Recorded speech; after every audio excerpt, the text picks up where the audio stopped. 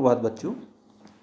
हिंदी की कक्षा में आज हम वाक्य भेद के बारे में पढ़ेंगे। नवीं कक्षा में हमने अर्थ के आधार पर वाक्य भेद किए थे तथा 10वीं में रचना के आधार पर वाक्य भेद करेंगे।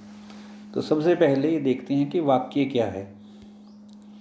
वाक्य सार्थक शब्दों का वह व्यवस्थित समूह जो पूर्ण अर्थ प्रकट करता है वाक्य कहलाता है। सार्थक शब्द अर्थात जिन शब्दों का कोई अर्थ होता है, जब हम उनको सुव्यवस्थित रूप से सही ढंग से एक समूह के रूप में रखते हैं तथा वह समूह एक उचित अर्थ प्रदान करता है, वह वाक्य कहलाता है। जैसे पक्षी आकाश में उड़ते हैं तथा शुभम बाजार जाता है।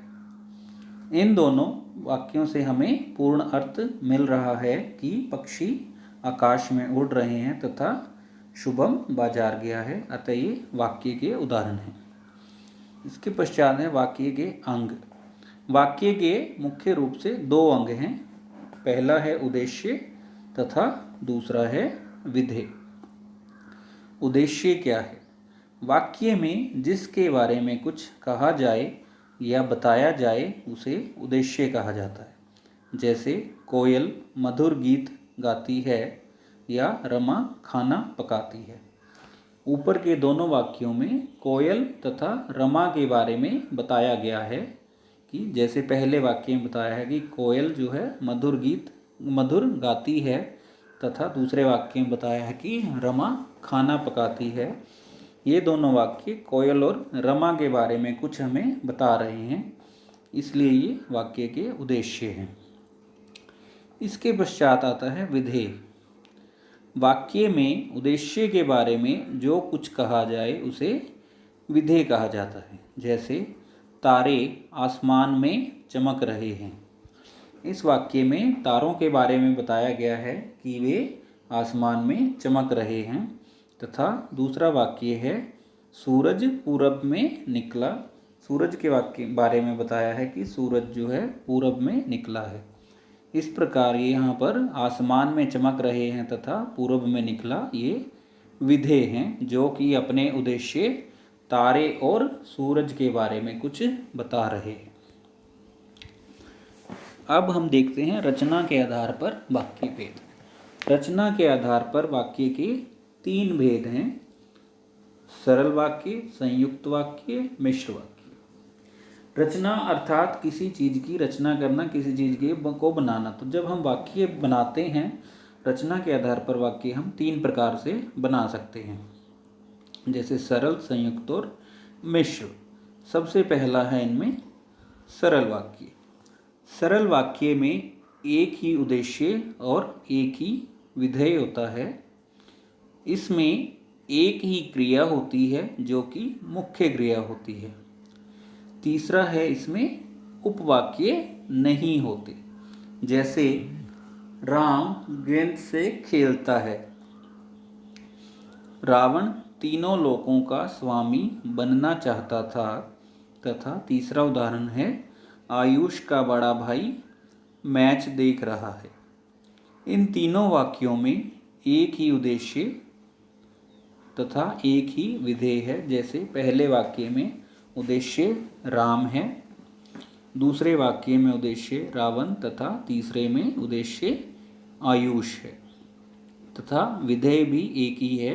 जैसे गेंद से खेलता है, तीनों लोगों का स्वामी बनना चाहता था, बड़ा भाई मैच देख रहा है। तीसरे वाक्य का उद्देश्य है आयुष का बड़ा भाई तथा उसका उद्देश्य विधेय है मैच देख रहा है। इसमें क्रिया भी एक ही है जो कि मुख्य है। जैसे पहले वाक्य में खेलना क्रिया है, दूसरे में बनना चाहता था क्रिया है तथा तीसरे वाक्य में देखना क्रिया है तथा इसमें कोई भी इनका उपवाक्य नहीं है, यह है अपने आप में पूर्ण है। तो ये हैं सब सरल वाक्य के उदाहरण हैं। इसके पश्चात आता है संयुक्त वाक्य। संयुक्त वाक्य में 2 या 2 से अधिक स्वतंत्र वाक्य योजक चिन्हों के द्वारा जुड़े रहते हैं या योजक शब्दों के द्वारा जुड़े रहते हैं। जैसे किंतु, परंतु, और, तथा, इसलिए, या, अथवा, अन्यथा, अतः इत्यादि योजक शब्द होते हैं। योजक शब्द समुच्चय बोधक अव्यय होते हैं जो कि उनका समूह बनाते हैं।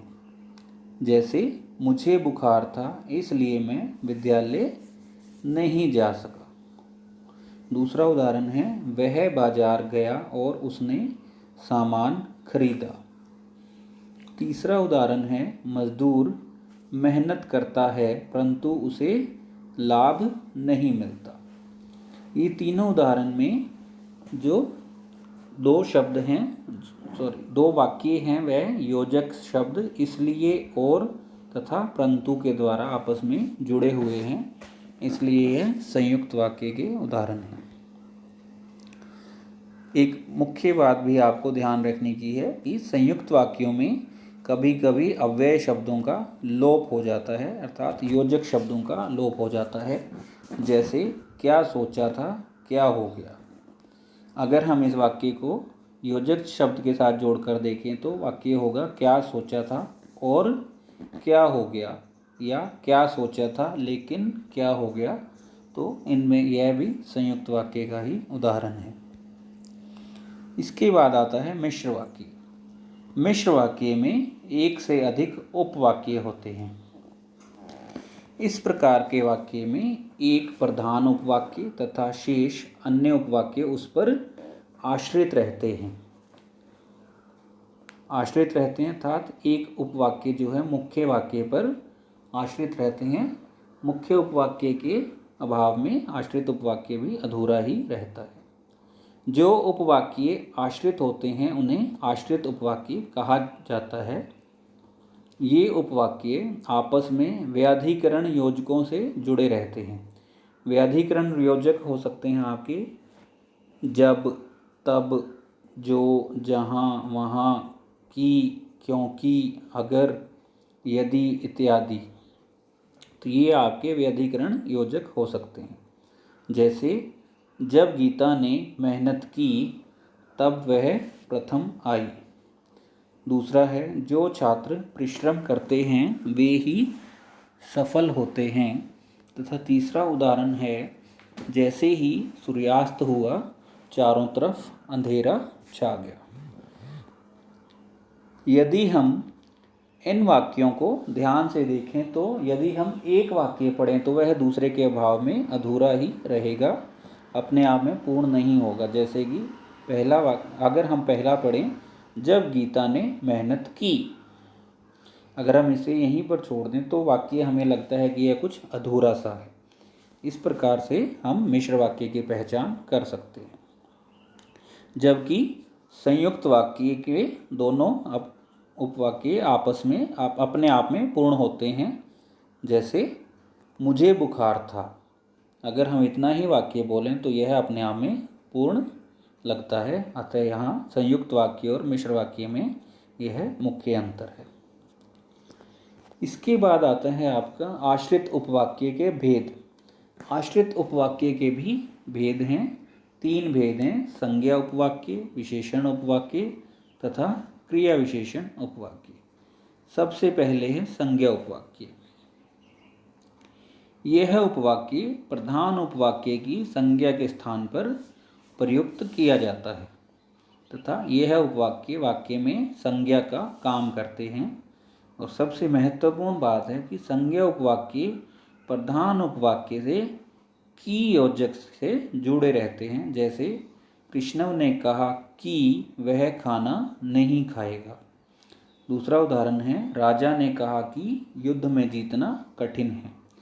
यदि आपको किसी भी वाक्य में की शब्द मिलता है तो वह संज्ञा उपवाक्य का ही उदाहरण होगा।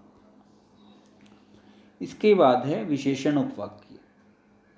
यह उपवाक्य प्रधान उपवाक्य की संज्ञा या सर्वनाम की विशेषता बताता है। यह उपवाक्य संज्ञा या सर्वनाम के विषय में विभिन्न सूचनाएं देता है तथा सबसे महत्वपूर्ण यह उपवाक्य प्रधान उपवाक्य से संबंधवाचक सर्वनाम जो तथा उसके विभिन्न रूपों जैसे जिसके, जिसने, जिसे आदि शब्दों से जुड़ा रहता है। जैसे उस लड़के को अंदर बुलाओ जो बाहर आया है। दूसरा उदाहरण है, यह वही औरत है जिसने कल सामान चुराया था। इन वाक्यों में उपवाक्य, आश्रित उपवाक्य जो है वो जो तथा जिसने शब्दों से जुड़ा हुआ है।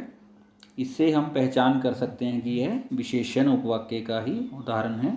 तथा अगर हम ध्यान से देखें तो यह वही औरत है जिसने कल सामान चुराया था, एक तरह से उपवाक्य जो है मुख्य वाक्य की विशेषता बता रहा है कि औरत वही है जिसने कल सामान चुराया था। इसके बाद आता है हमारा क्रिया विशेषण उपवाक्य। यह उपवाक्य प्रधान उपवाक्य की क्रिया की विशेषता बताता है।